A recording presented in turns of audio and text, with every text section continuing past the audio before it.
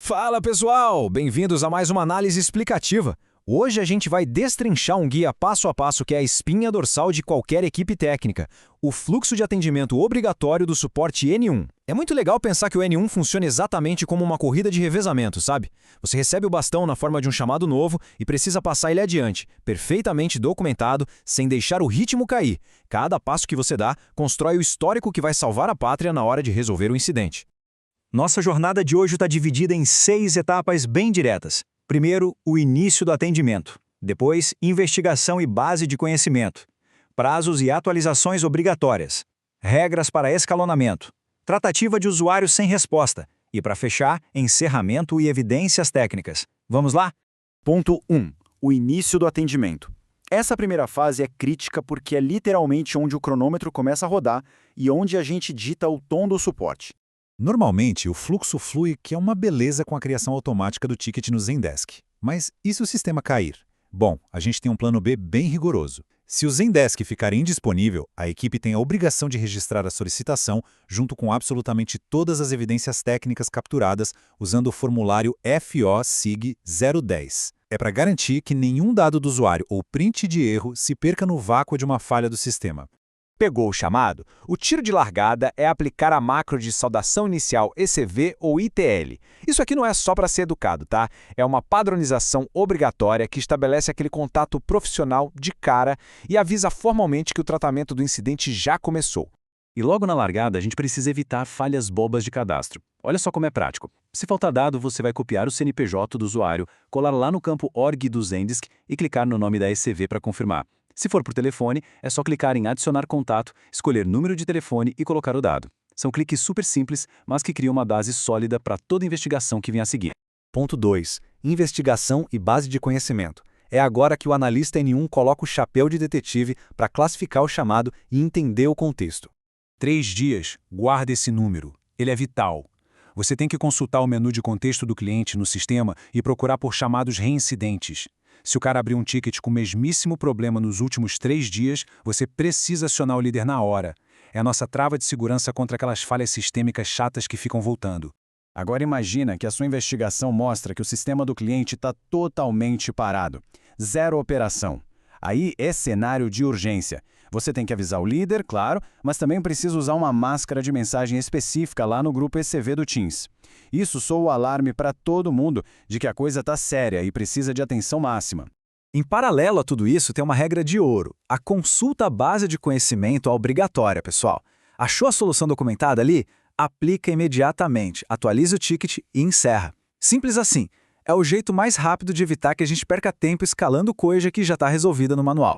Ponto 3. Prazos e atualizações obrigatórias. Vamos falar sobre a verdadeira pressão que a gente tem no N1, o relógio.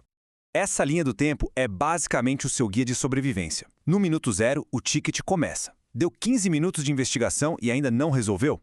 Tem que fazer uma atualização obrigatória para o usuário. E aí vem o limite máximo, 20 minutos. Esse é o teto inegociável para o N1 matar o problema. Passou de 20 minutos, a gente precisa mudar a tática.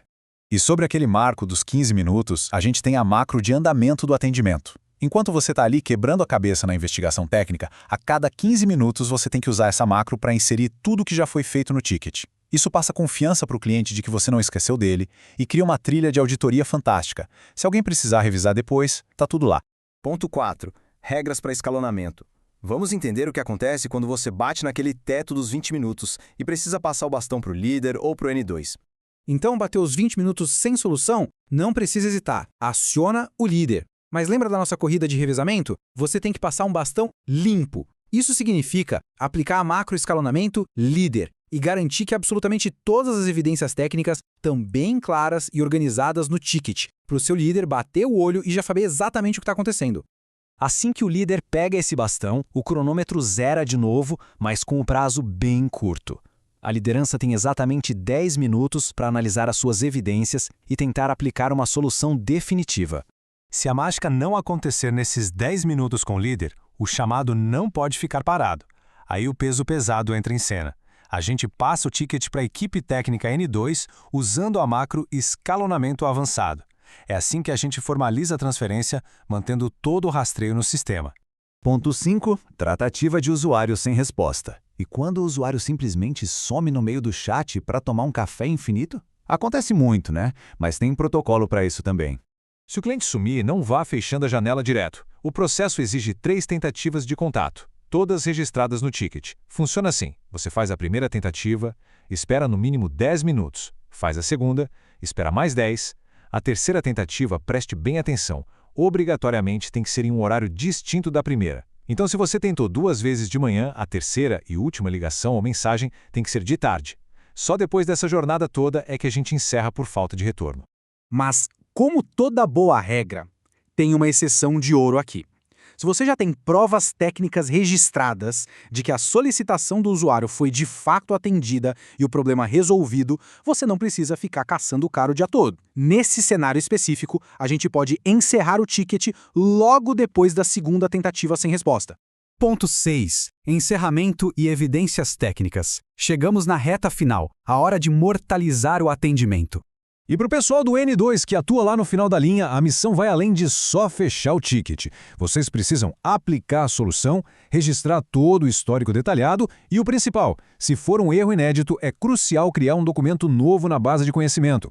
Essa atitude de documentar o desconhecido que ajuda o N1 a resolver as coisas logo de cara na próxima vez.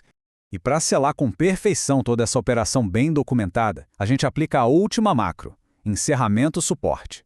É literalmente o momento em que a gente cruza a linha de chegada padronizando o registro e carimbando no sistema que o incidente foi concluído de uma vez por todas. Olhando para toda essa jornada, fica claro que suporte não é um trabalho solo, né? A pergunta que sempre tem que ficar na cabeça quando você vai registrar algo no ticket é: se fosse eu pegando esse chamado agora, estaria claro o suficiente para eu entender o que rolou? Ter a simpatia técnica de documentar pensando em quem vai ler depois é o que transforma um suporte comum numa equipe excelente. Pense nisso na próxima vez que abrirem um ticket. Valeu demais por acompanhar esse guia e até a próxima.